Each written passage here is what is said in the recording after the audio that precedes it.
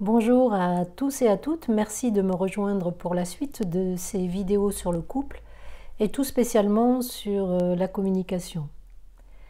Nous avons vu dans la vidéo précédente qu'il y avait différentes modalités de communication, la communication basique, émotionnelle, intellectuelle, spirituelle. Nous avons vu également combien c'était la communication émotionnelle qui souvent était difficile et compliquée. Nous avons vu comment la culpabilité se mêle à tout ça et nous empêche de rester en contact avec l'autre et de pouvoir l'écouter, de pouvoir l'accueillir. Donc aujourd'hui, nous allons un petit peu plus loin. Quel genre de modèle nous avons eu au niveau de la communication? On ne nous a pas appris à communiquer à l'école, ça ne fait pas partie des matières à étudier. Donc nous avons observé, quand nous étions enfants, comment les adultes, les personnes qui nous entouraient, communiquaient. Et souvent dans les générations précédentes, on communiquait très mal dans la modalité émotionnelle. Les deux manières en général de manifester quelque chose qui nous tenait à cœur, qui nous amenait de la tristesse, de la frustration, c'était soit de l'exprimer à travers un reproche. Donc c'est comme si je disais, voilà, moi je me suis sentie mal, j'ai vécu telle ou telle émotion, frustration, et la manière dont je vais te le communiquer, c'est en cherchant aussi à te faire mal. On est un peu dans la loi du œil pour œil, dent pour dent, et on constate que cette manière de communiquer est catastrophique. La deuxième manière que souvent nous avons pu voir dans notre enfance, dans les générations précédentes, c'était je ne dis rien, je ne m'exprime pas, je garde, donc toutes mes frustrations, les émotions, je les retiens, mais on sait très bien aujourd'hui que toutes ces émotions qui ne sont pas exprimées s'accumulent, elles s'accumulent, et au bout d'un moment, elles sortent comme un volcan. Et en face, la personne ne peut rien recevoir parce qu'elle n'a pas suivi le déroulement de ce qui se passait à l'intérieur de nous. C'est comme si le volcan avait couvé et puis tout d'un coup, il explose. Et là, bien sûr, on est encore moins entendu dans ce qu'on a envie de pouvoir dire. Depuis à peu près une quarantaine d'années, il existe de nombreuses écoles de psychologie et de communication qui ont amené des nouveaux outils. Je pense spécialement à la communication non violente, à l'écoute active. Vous avez de plus en plus de séminaires, de livres qui nous enseignent comment communiquer. Tous ces différents modèles, toutes ces différentes écoles se rejoignent souvent sur la même manière de communiquer, qui est d'abord de pouvoir écouter l'autre sans forcément essayer de le faire taire pour gérer ma culpabilité. Donc vraiment avoir cet espace d'accueil pour écouter l'autre. Et ensuite pouvoir essayer ensemble de trouver des solutions ou parfois de laisser un petit temps pour que ce que m'a dit l'autre puisse faire son travail. Et puis en face, la personne qui souhaite communiquer, qui souhaite s'exprimer, ça va être souvent pouvoir d'abord exprimer son ressenti, qu'est-ce que j'ai ressenti, et tout spécialement revenir sur un fait précis. Ça veut dire qu'il ne faut pas que j'accumule trop, il faut que le plus rapidement possible, je puisse dire, voilà, là il s'est passé ça avec précision, à ce moment-là, je me suis sentie comme ça. Et j'aimerais qu'il se passe ça et ça pour les prochaines fois. Le fait de revenir à des choses détaillées va être très importante dans la communication, spécialement dans le couple, pour que l'autre puisse me rejoindre. Je vais vous donner un exemple. Disons que je dis à mon ou ma partenaire, mauvaise manière de communiquer, j'en ai assez, je passe mon temps le matin à ranger ta serviette, tes chaussettes de la veille, et puis éventuellement ton pyjama, et j'en ai assez, tu es trop désordonné. Vous voyez, donc là on est dans une généralité. ça aura beaucoup moins de chances d'être accueilli que si je peux détailler. Donc, par exemple, en disant, ben, tu vois, ce matin, et puis ça fait déjà plusieurs matins, je réalise que quand je me réveille, ben, j'arrive dans la salle de bain et je dois passer un moment à ranger tes affaires. Par exemple, ce matin, il y avait un pyjama, des chaussettes, la serviette qui était tout en vrac. Et en fait, je réalise que ben, le matin, quand je me réveille, j'ai envie moi aussi de trouver la salle de bain en ordre. Première étape, hein, j'amène le fait, je pose ce qui s'est passé. Ça veut dire que l'autre peut me rejoindre. Il peut dire oui, en effet, ce matin, oui, c'est vrai, j'avais laissé mon pyjama, mes chaussettes, ma serviette, etc. Donc, on se retrouve sur la même scène. Et ensuite, je pouvais pouvoir exprimer, voilà, comment ça serait, hein, comment on pourrait faire pour que le matin, tu prennes du temps pour ranger. Donc là, j'exprime mon besoin, clairement. Et là aussi, plus je vais être détaillée dans mon besoin, plus je vais exprimer ce que j'ai besoin clairement, plus l'autre va pouvoir dire oui, ok, voilà, oui, je suis d'accord, ou non, je peux pas, j'ai pas le temps et je fais ça, ok. Vous voyez, on va avoir besoin d'être dans le détail, dans la précision. Donc souvent, ces techniques de communication se retrouvent autour de ces thèmes-là, pouvoir écouter l'autre et celui qui s'exprime, pouvoir être précis, pouvoir exprimer son ressenti et ensuite ses besoins.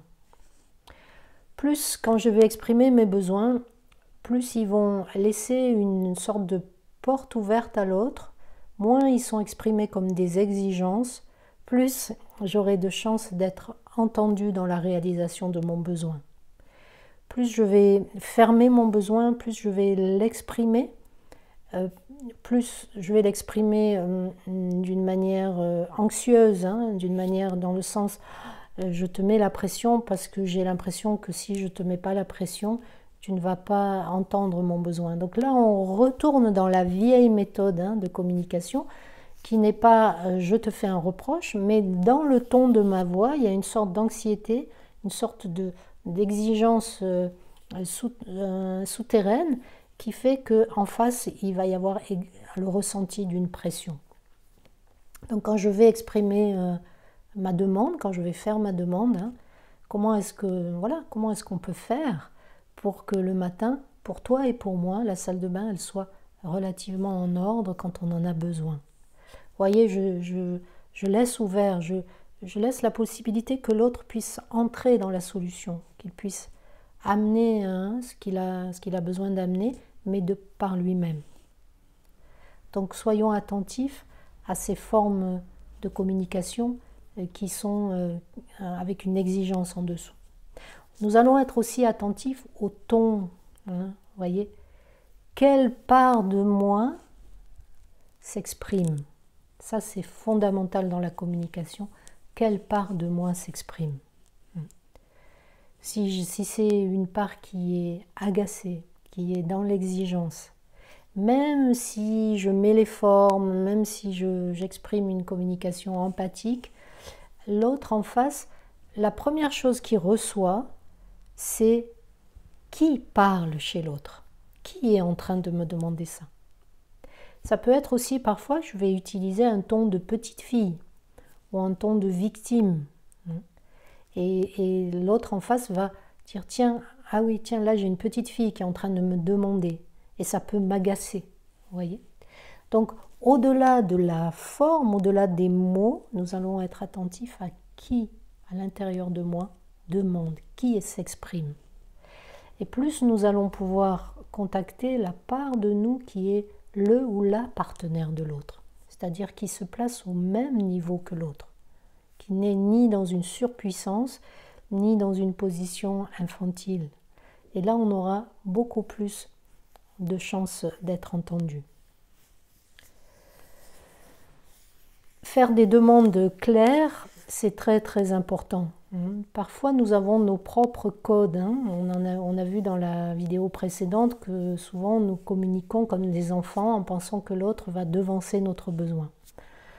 Il est important de faire des demandes claires. Par exemple, hein, mauvais exemple, je vais faire une demande à mon ou ma partenaire en lui disant et demain, tu ne me laisses pas tomber hein, pour organiser ma conférence. Vous voyez, là, ma demande, elle n'est pas du tout claire. Elle sous-entend que si tu ne le fais pas, si tu ne m'aides pas à organiser ma conférence demain soir, tu me laisses tomber. Donc vous voyez, déjà, j'induis hein, une injonction, hein, tu vas me laisser tomber. Alors que si je fais une demande claire en disant est-ce que tu es toujours d'accord demain soir pour m'aider à organiser ma conférence? Et puis je réalise que concrètement, ce que j'ai besoin, c'est peut-être que tu m'aides à décharger quelques affaires, quelques livres. Et ensuite, je pense que le reste, je peux me débrouiller. Vous voyez, ma demande, elle est claire, elle est précise. Ça veut dire qu'en face, l'autre, il sait, ok, est-ce que je peux répondre à ça?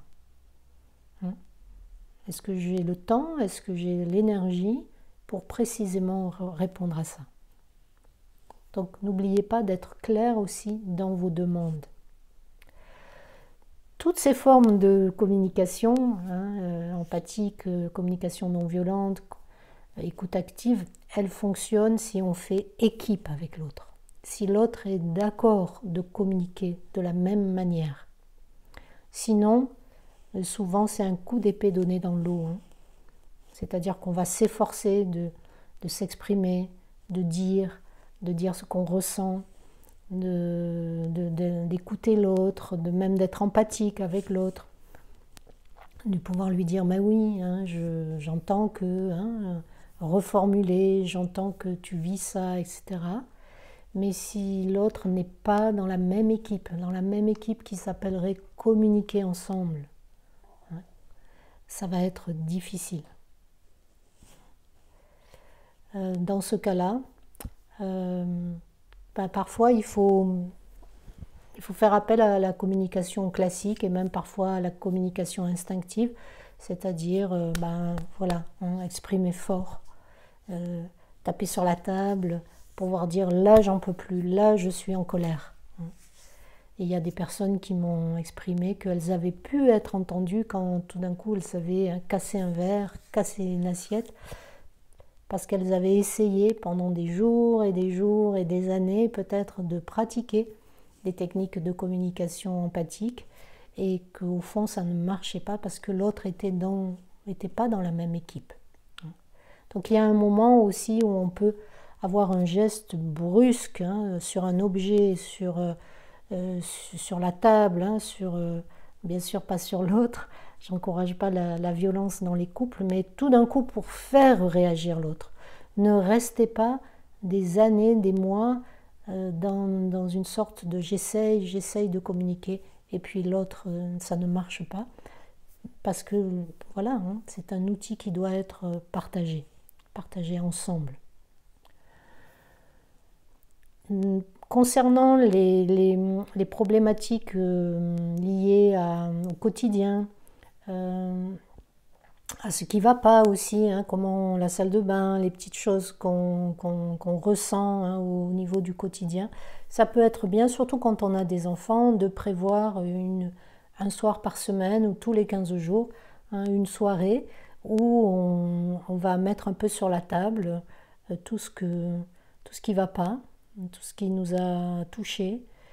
Ça évite d'avoir sans arrêt le fait de dire ah j'ai besoin hein, de te dire que ça va pas, ça va pas. Et donc on a toujours cette légère tension de dire tiens mais aujourd'hui qu'est-ce que j'ai fait qui va pas, là je vois que il ou elle n'a pas l'air de très bonne humeur. Donc essayons de prévoir des moments, hein, surtout quand il y a les enfants parce que ça veut dire qu'il y a beaucoup plus de sollicitations, beaucoup plus de décisions à prendre. Donc prévoyons peut-être un soir par semaine un moment où chacun va dire où il en est, ce qu'il a besoin et ce qui l'a blessé ou ce qui a généré de la colère.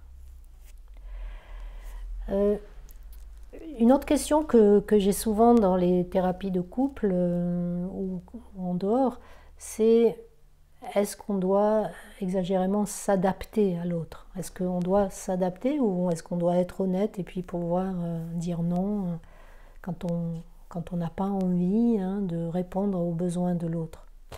bien sûr hein, que l'honnêteté est importante, mais être en couple, être avec l'autre, c'est différent que d'être seul. Ça veut dire qu'on a plein d'avantages hein, d'être ensemble, de partager la vie, voilà, de se nourrir, hein, de s'apporter de l'affection, de l'attention l'un l'autre.